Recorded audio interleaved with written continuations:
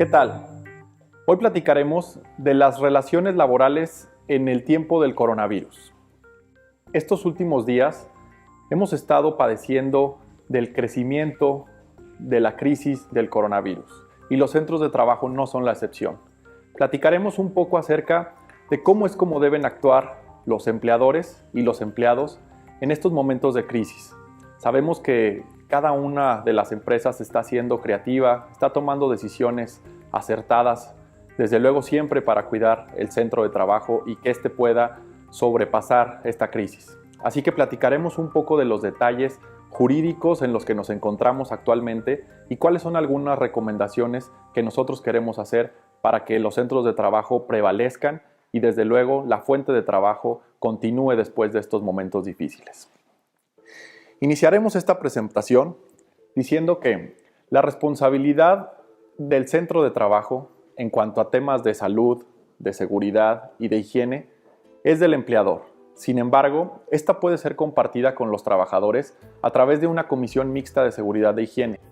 Esta comisión mixta es un grupo de trabajo en donde se reúnen representantes del empleador y representantes del trabajador para implementar ciertas medidas que cuiden el centro de trabajo, que cuiden que el centro de trabajo esté libre, como ya lo dijimos, de cuestiones de inseguridad, de falta de higiene o de falta de salud. En este caso en particular, que hablaremos de las implicaciones del brote de coronavirus en las relaciones laborales, proponemos que la Comisión Mixta de Seguridad e Higiene establezca medidas como el home office. Hemos visto cómo algunos trabajos que así lo permiten pueden desempeñarse desde el hogar. Esto ayuda a disminuir las aglomeraciones en los centros de trabajo y desde luego provoca que las personas se mantengan en sus hogares y con esto se cumpla la solicitud que se ha hecho del distanciamiento social por parte de las autoridades de salud en todo el mundo. Otra de las medidas que puede implementar esta comisión mixta son los filtros de seguridad y sanitarios que deben establecerse en las empresas. Es un hecho que cuando alguien visita una empresa no sabemos si puede haber tenido contacto o no con alguna persona que ya tenga el contagio o que ya haya sido diagnosticada con el virus o que simplemente tenga ya el virus y no haya sido aún detectado. Por eso sugerimos establecer filtros en donde la empresa realice encuestas y exámenes también de temperatura a las personas que ingresen, ya sea los trabajadores, aquellos que por alguna manera no pudieron tener home office o aquellos visitantes a la empresa que también por alguna razón tengan que forzosamente ingresar al centro de trabajo.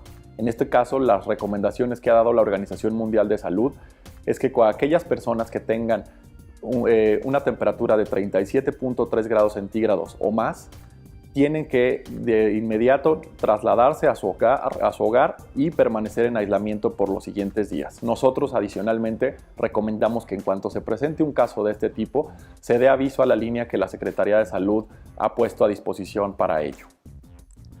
También, otra de las medidas que se han implementado por parte de esta Comisión Mixta de Seguridad e Higiene que las empresas deberán considerar es el poder tomar vacaciones y otorgar vacaciones por adelantado a aquellos trabajadores que así lo soliciten. Esto de igual manera ayudará a que los trabajadores permanezcan en sus hogares y no tengan que estar en los centros de trabajo durante estos días que nos han señalado las autoridades serán como días complicados respecto al brote del coronavirus. Asimismo, un factor muy importante que debe existir es el de la comunicación. La comunicación debe ser siempre proactiva, siempre transparente y constante. En un tiempo como el que vivimos ahora, la desinformación es uno de los factores que mayor riesgo provoca en esta situación de crisis. Por eso la comunicación que exista entre el empleador, los empleados y de igual forma entre los empleados y el empleador será de vital importancia para poder actuar de la mejor manera en los centros de trabajo. Cabe señalar que al día de hoy en México no existe todavía una medida jurídica, un decreto que establezca que las relaciones laborales deban suspenderse. Las únicas recomendaciones que han dado las autoridades es mantener un distanciamiento social, implementar políticas como el home office. Sin embargo, las relaciones laborales persisten y actualmente se encuentran vigentes en todos los centros de trabajo. Por ello, diremos cuáles son las causas por las cuales sí se están suspendiendo las relaciones de trabajo. En este caso puede ser por dos factores principalmente. Uno, por la enfermedad contagiosa del trabajador, y esto es aquella que el patrón puede detectar de manera propia, es decir, aquellos trabajadores que se presenten con algún síntoma de una enfermedad respiratoria, el patrón podrá mandar al trabajador a que se realicen los exámenes correspondientes y el trabajador forzosamente tendrá que someterse a los exámenes médicos que le sean practicados. Asimismo, en caso de una enfermedad general, es decir, aquella que no fue provocada por un riesgo de trabajo, en este caso puede ser igualmente una enfermedad de tipo respiratoria, de igual manera el empleado en su caso, si asiste al Instituto Mexicano del Seguro Social y le otorgan una incapacidad, esta relación de trabajo quedará suspendida con los efectos legales de manera regular, es decir, los primeros 3 días se suspende el pago del salario y a partir del 4.º día de salario el Instituto Mexicano del Seguro Social es quien se hace cargo de cubrir el mismo. Por lo que hace a una declaratoria de contingencia sanitaria, esta es la medida que en su caso la autoridad tendría facultades para dictar y ahí sí suspender las relaciones laborales. Vamos a hablar un poco más de esta declaratoria.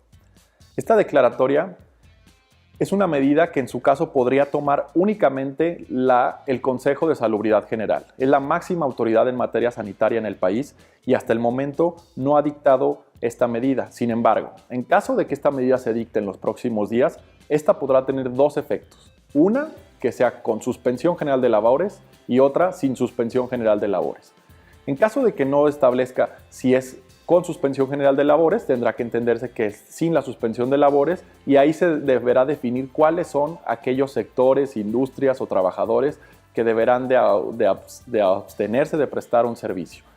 En el caso de las mujeres en periodo de gestación y lactancia será definitivo. Ellas no deberán de presentarse a trabajar si se emite esta declaratoria de contingencia sanitaria y el salario deberá de cubrirse de manera total por parte del empleador. En caso de que existiera una declaratoria con suspensión de labores general, es decir, todas las relaciones de trabajo en el país se verán suspendidas y esto tiene dos efectos principales. Uno, que el trabajador no estará obligado a prestar sus servicios durante ese periodo y dos, que el empleador no estará obligado a cubrir el salario durante ese periodo. Sin embargo, a cambio, la ley establece que tendrá que el empleador pagar una indemnización de un salario mínimo al día por un periodo de hasta un mes como máximo.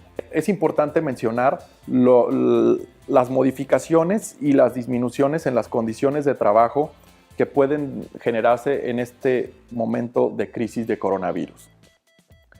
Los trabajadores y los patrones pueden acordar la disminución de las cargas laborales y a su vez del salario. Esto es algo que está pasando muy frecuentemente los últimos días en las empresas.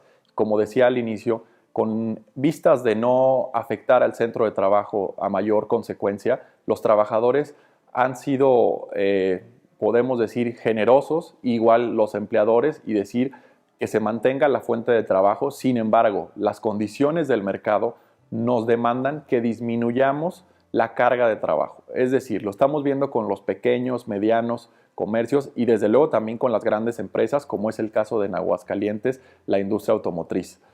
Algunas empresas han tenido que parar actividades, ya sea por paros técnicos, por falta de suministros o simplemente por órdenes de autoridades que han señalado que los comercios deben de cerrar o de igual manera por el propio mercado que las personas al mantenerse en sus hogares no están consumiendo en los niveles que habitualmente lo hacían y esto vuelve complicado que los centros de trabajo puedan seguir generando las mismas utilidades, los mismos gastos y desde luego es complicado tener las mismas nóminas. Por eso es importante señalar que la ley prohíbe la disminución unilateral del salario. Esto sí es una prohibición expresa y el patrón no podría disminuir el salario de los trabajadores si no cuenta con la aprobación de los trabajadores. Por eso decimos que es tan importante la comunicación que debe existir entre los trabajadores, ya sea constituidos en un sindicato o en una coalición, que es una simple agrupación de trabajadores sin ninguna necesidad de algún trámite legal, pero con este grupo de trabajadores o en lo individual con cada trabajador, el patrón sí puede acordar la disminución en las cargas de trabajo, la disminución en los salarios, los descansos necesarios, los paros técnicos. Recuerden que el acuerdo de voluntades entre trabajador y empleador es la máxima ley que nos rige siempre y cuando no se vulneren los derechos de los trabajadores. Por otro lado,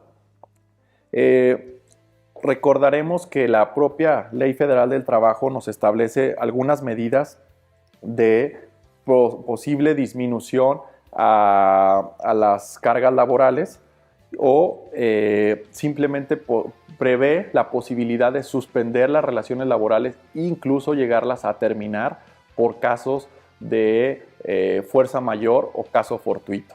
Aquí es muy importante señalar que de igual manera, al no existir a este momento una declaratoria por parte de una autoridad en donde se considere que ya existe una contingencia sanitaria que prohíba las relaciones laborales, cada centro de trabajo tendrá que hacer su análisis y determinar si la causa de fuerza mayor o el caso fortuito se está presentando en su centro de trabajo, ya que esto es subjetivo y no podemos decir que aplica de igual manera para todas las empresas y para todas las industrias, sino que cada una de las empresas tiene que analizar cuál es la situación de mercado en la que se encuentra y en caso de que efectivamente se encuentre bajo un supuesto de que la relación de trabajo tenga que forzosamente suspenderse o terminarse por causas de fuerza mayor, esta podría implementarse en términos de la Ley Federal del Trabajo. Sin embargo, deberán de seguirse algunos pasos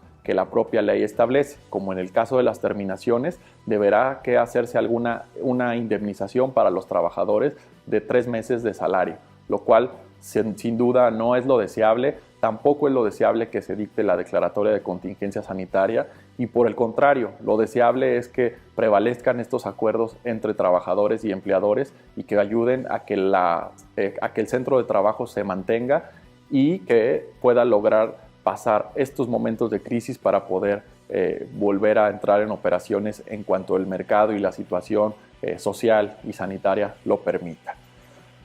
Por ello, quisiera cerrar mi participación haciendo algunas recomendaciones.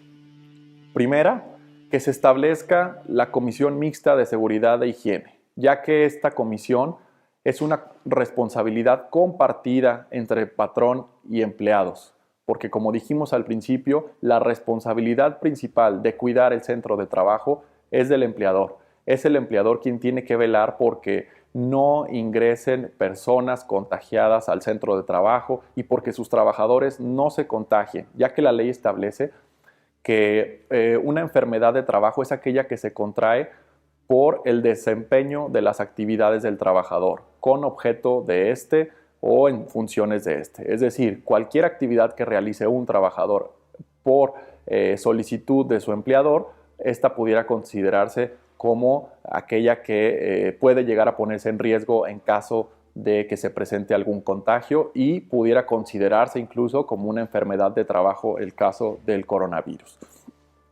Segunda, además de la implementación de la comisión mixta para poder compartir responsabilidades e implementar medidas. Segunda, la creación de protocolos. Es necesario que sepamos cómo actuar frente al brote de coronavirus.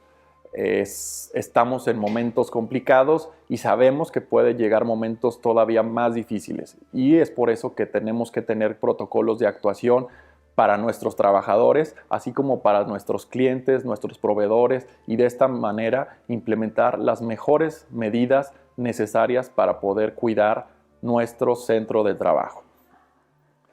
Tercera, la comunicación. Como dijimos, esta comunicación debe ser siempre abierta, transparente, frontal, porque esto nos ayudará a saber cuál es el estatus real del centro de trabajo y cuáles son las medidas que se están tomando, así como los resultados a los que aspiramos y de qué manera los empleados y los empleadores podemos caminar en conjunto rumbo a esa meta.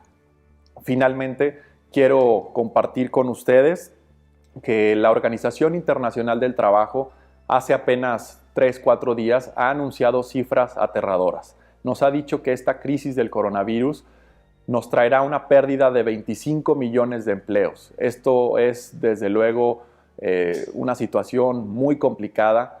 La propia OIT señala que la crisis del 2008 y 2009 tuvo una pérdida de 22 millones de empleos. Por lo tanto, esta crisis del coronavirus tendrá resultados peores que aquella crisis que fue tan desgastante para todo el mundo, y por eso invitamos a los empleadores, a todas las pequeñas, medianas, grandes empresas, desde luego a toda la fuerza laboral de Aguascalientes, a que atiendan las indicaciones de las autoridades sanitarias, pero sobre todo a que logren los mejores acuerdos en sus empresas para que prevalezca la fuente de trabajo y sea un ingreso que permanezca y que pueda volver a la normalidad después de esta crisis, para mantener con bien a nuestras familias, a nuestra comunidad, a nuestro estado y desde luego a nuestro país. Muchas gracias, y seguiremos informando desde esta plataforma, así como por los canales ordinarios de comunicación y las redes sociales de nuestro despacho en Vega Guerrero y Asociados, desde Facebook, Twitter, LinkedIn. Muchas gracias.